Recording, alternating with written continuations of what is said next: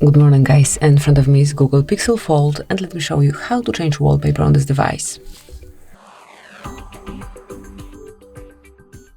First of all, enroll the list of all apps and go to Settings.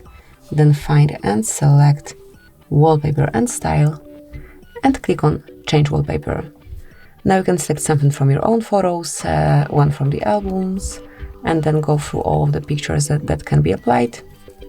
Here you've got them. Let me pick something that I do have in my photos. For example, this one. Then you can customize it however you like. This is how it will look on your lock screen, then on your home screen. And then once you set it up however you like, just mark Set Wallpaper. Then confirm that you want to set it on both.